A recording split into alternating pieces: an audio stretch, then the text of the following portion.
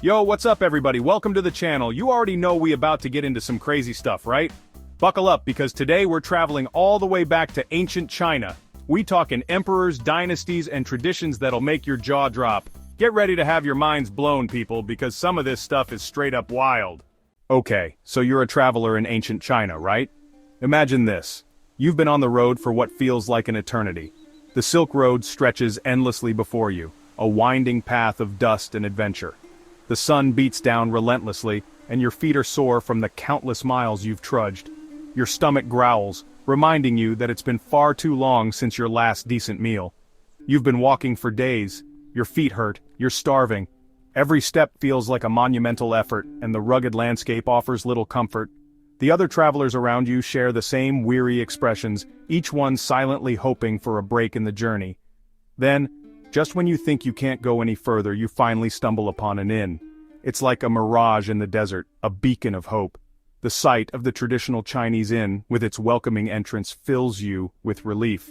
You think, thank goodness, a place to rest. You go inside and the innkeeper greets you with a smile. And his wife. They both look genuinely happy to see you, their faces radiating warmth and hospitality. It's a stark contrast to the harshness of the road you've been traveling. Now hold up, I know what you're thinking. You're probably wondering if you've stepped into some kind of bizarre alternate reality. It's not what you think. The innkeeper starts explaining with animated gestures, trying to put your puzzled mind at ease. See, in some parts of ancient China, offering the traveler your wife for the night was considered good luck. Can you believe that? It was a custom rooted in ancient beliefs and traditions, a way to ensure prosperity and good fortune for the household. They called it improving the blood. The idea was that by sharing their wife with a guest, they were somehow enhancing the vitality and health of their family line. I guess they didn't have blood banks back then. The concept of bloodletting and other ancient medical practices were common, but this particular custom was something else entirely. But seriously, can you imagine you're just looking for a place to rest and suddenly you're thrust into this strange and unexpected situation? Welcome to the inn, sir. Here's a room key, some dinner. And oh yeah, my wife will be right in. The innkeeper's casual delivery of this offer leaves you speechless. I mean, talk about hospitality, right? The other guests seem to take it in stride, as if it's the most normal thing in the world. I can't even get a mint on my pillow. In today's world, we expect little luxuries like mints or chocolates on our pillows, but back then, the customs were vastly different. The Silk Road was more than just a trade route. It was a melting pot of cultures, ideas, and traditions. Travelers from all over the world brought with them their own customs and beliefs, creating a rich tapestry of human experience. Hospitality in ancient China wasn't just about providing food and shelter, it was about creating a connection, sharing stories, and building relationships. The tea ceremonies, the shared meals, and even the more unusual customs were all part of this intricate social fabric. Historical documents and scrolls from that era give us a glimpse into these fascinating practices. They tell us about the values and priorities of ancient Chinese society, where hospitality was held in the highest regard. Family was at the heart of everything. The well-being of the family unit was paramount, and every action, no matter how strange it might seem to us today, was aimed at ensuring its prosperity and longevity. Festivals and celebrations were another way to strengthen these bonds. Music, dance, and communal activities brought people together, reinforcing the sense of community and shared purpose. Artisans and craftsmen played a crucial role in this society, creating the tools and items that were essential for daily life. Their work was highly valued, and they were respected members of the community. The natural landscape of ancient China was both beautiful and challenging. It shaped the way people lived, traveled, and interacted with each other. The mountains, rivers, and vast plains were more than just scenery. They were integral to the cultural and social dynamics of the time. Philosophers and scholars of the time pondered these customs and their meanings. They wrote extensively about the importance of hospitality, the role of family, and the interconnectedness of all things. Calligraphy, with its elegant strokes and profound messages, was another way to express these ideas. It was an art form that conveyed not just words but the very essence of the culture. Today, as modern travelers explore these ancient sites, they are often amazed by the rich history and the unique customs that once defined this great civilization. The stories of the past continue to captivate and inspire us. So next time you find yourself at a hotel, maybe think back to those ancient inns and the extraordinary hospitality they offered. it might just make you appreciate that mint on your pillow a little bit more.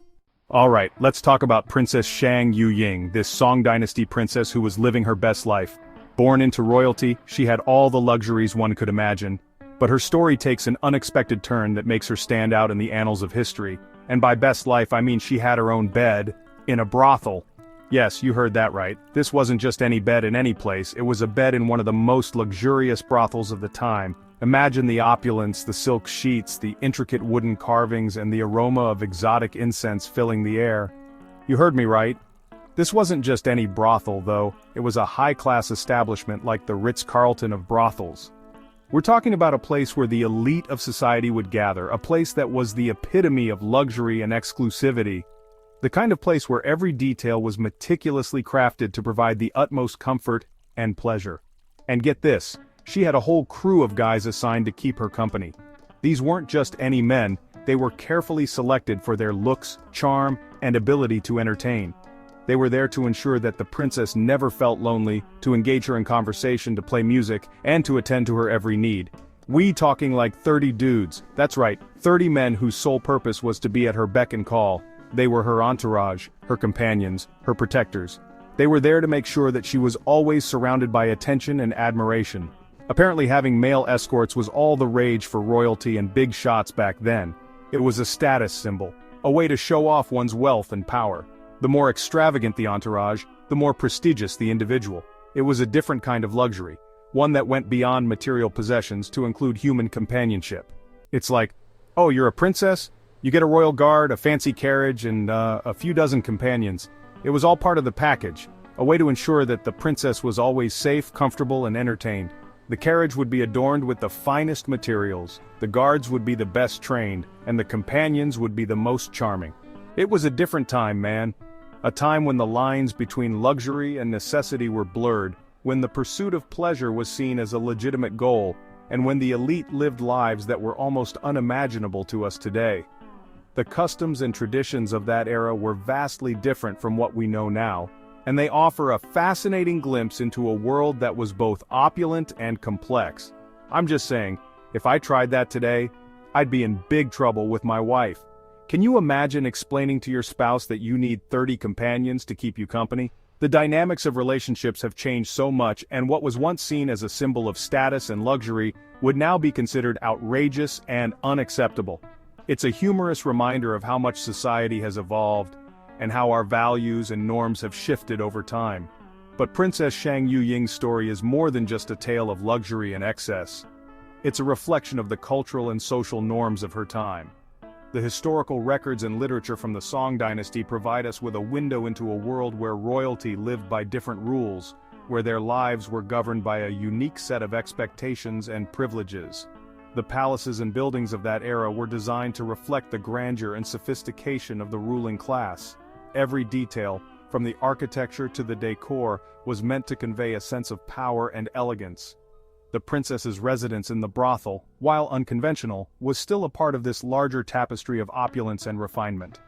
The art and culture of the Song Dynasty were also deeply intertwined with the lives of the elite.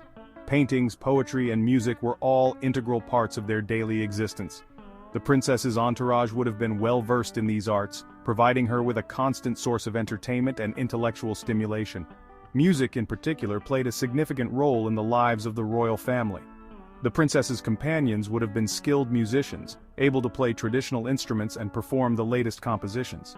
Their music would have filled the halls of the brothel, creating an atmosphere of elegance and sophistication.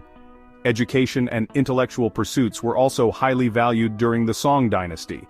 The princess's entourage would have included scholars and poets, individuals who could engage her in stimulating conversation and provide her with insights into the latest philosophical and literary trends. Their presence would have ensured that the princess was not only entertained, but also intellectually enriched. Fashion was another important aspect of life for the elite. The princess and her companions would have been dressed in the finest garments, made from the most luxurious fabrics and adorned with intricate embroidery. Their clothing would have been a reflection of their status and a testament to the skill of the artisans who created them. And let's not forget about the feasts. The princess's life would have been filled with lavish banquets featuring the finest foods and wines. These gatherings would have been opportunities for socializing, for displaying wealth and generosity, and for enjoying the pleasures of good company and fine dining. Festivals and celebrations were also a regular part of life for the royal family. The princess and her entourage would have participated in these events, enjoying the music, dance, and festivities that were an integral part of the cultural fabric of the time. These occasions would have provided a welcome break from the routine and a chance to revel in the joys of life. The natural beauty of the landscape would have also played a role in the princess's life. The gardens and parks of the Song dynasty were designed to be places of tranquility and reflection, where one could escape the hustle and bustle of court life and find peace in the midst of nature. The princess and her companions would have spent time in these serene settings, enjoying the beauty of the natural world. Calligraphy and writing were other important aspects of the cultural life of the time. The princess and her entourage would have been skilled in these arts, able to create beautiful works of calligraphy and to compose elegant poetry. These activities would have provided a creative outlet and a means of expressing their thoughts and emotions. Theater and performance were also popular forms of entertainment. The princess and her companions would have enjoyed watching plays and performances, which were often based on historical events or famous literary works. These performances would have been a source of amusement and a way to connect with the cultural heritage of their time. The markets and commerce of the Song dynasty were bustling with activity. The princess and her entourage would have had access to the finest goods and products, from exotic spices to luxurious fabrics.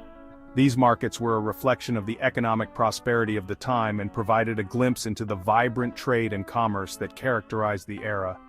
Family and domestic life were also important aspects of the princess's existence.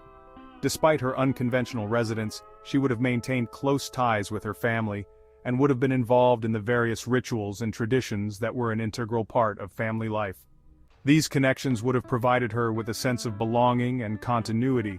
The wisdom and philosophy of the time would have also influenced the princess's life.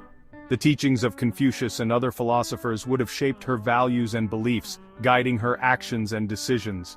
These teachings emphasized the importance of harmony, respect, and duty, and would have been a guiding force in her life.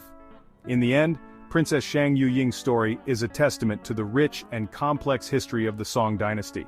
Her life, with all its luxuries and peculiarities, offers us a unique glimpse into a world that was both fascinating and enigmatic.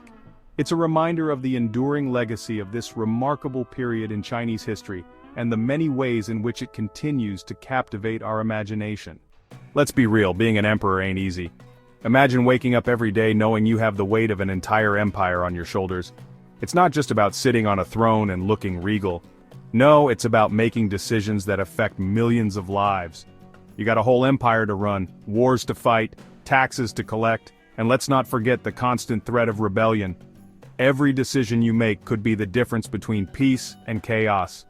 The soldiers you see marching, they're not just for show. They're out there defending the borders, keeping the peace, and sometimes expanding the empire. And on top of all that, you got a harem bigger than my fan base. These weren't just pretty faces, they were political alliances, symbols of power, and sometimes even spies. Managing a harem was like running a small country within the empire. Each concubine had her own needs, her own ambitions, and her own way of trying to get the emperor's attention. Okay, maybe not that big, but you get the point. The emperor had to balance his time and attention among all these women, each vying for his favor. It was a delicate dance of politics and personal relationships. One wrong move, and you could have a palace full of unhappy concubines, which was never a good thing. These emperors had a lot of wives and concubines, and keeping track of them all was a full-time job. Imagine trying to remember the birthdays, favorite foods, and personal histories of dozens, if not hundreds, of women. It wasn't just about romance, it was about maintaining harmony in the palace. That's where the imperial contact schedule came in. This wasn't just a casual list, it was a meticulously maintained record, often kept by trusted eunuchs or advisors. It ensured that every concubine got her fair share of the emperor's time, which was crucial for maintaining peace and order in the harem. Imagine a giant spreadsheet, but on bamboo plates, with all the emperor's ladies listed out. Each name, each detail, carefully inscribed in beautiful calligraphy. It was a work of art and a logistical masterpiece. This system allowed the emperor to keep track of his obligations and ensure that no one felt neglected. It's like, okay, Monday it's Lady Lily's turn. Each day was planned out in advance, with specific times allocated for each concubine. This wasn't just about fairness, it was about maintaining the delicate balance of power within the palace. Tuesday, gotta visit concubine Chunhua. Each visit was an event, with preparations and protocols to follow. The concubines would prepare for days hoping to make a lasting impression. It was a high-stakes game of attention and favor. Wednesday. Man, these emperors needed an assistant just to manage their love life. These assistants were often highly trusted individuals, responsible for maintaining the schedule and ensuring that everything ran smoothly. They were the unsung heroes of the imperial court, working behind the scenes to keep the emperor's personal life in order. I can barely remember my anniversary. Imagine trying to keep track of dozens of anniversaries, birthdays, and special occasions. It was a monumental task, requiring a level of organization and attention to detail that few could manage. But for the emperor, it was just another part of the job. Alright, this next one is a little out there, even for ancient China. So, some people believed that sleeping with young women could make you live longer. Yeah, you heard that right. They thought these young ladies had some kind of special life essence that could be transferred, like it's a Wi-Fi password or something, and you won't believe who was into this idea. The elite. Rich and powerful dudes were all about trying to cheat death. They were probably like, honey, I'm just going out for a longevity treatment. I'm just glad this isn't a thing anymore. Can you imagine the lines at the club? Speaking of living longer, let's talk about the Taoists. These guys were all about balance and harmony, and they had some interesting ideas about how to achieve it. They believed that conserving your energy, especially your sexual energy, was the key to a long and healthy life. We talking special breathing exercises, diets, the whole 9 yards. It's like they were the original wellness gurus. Now I'm not saying you gotta go full-on monk mode, but maybe we could all learn a thing or two from the Taoists about chilling out and taking it easy. Sometimes you just gotta say no to that extra slice of pizza, you know what I'm saying? Yo, we've journeyed through ancient China, uncovered some scandalous secrets, and learned a thing or two about improving the blood. I'm still trying to figure out what that even means, but hey, that's history for you, right? Always full of surprises. Big shout out to ancient China for keeping things interesting. Don't forget to smash that like button, hit subscribe, and tell a friend to tell a friend. We'll see you in the next video.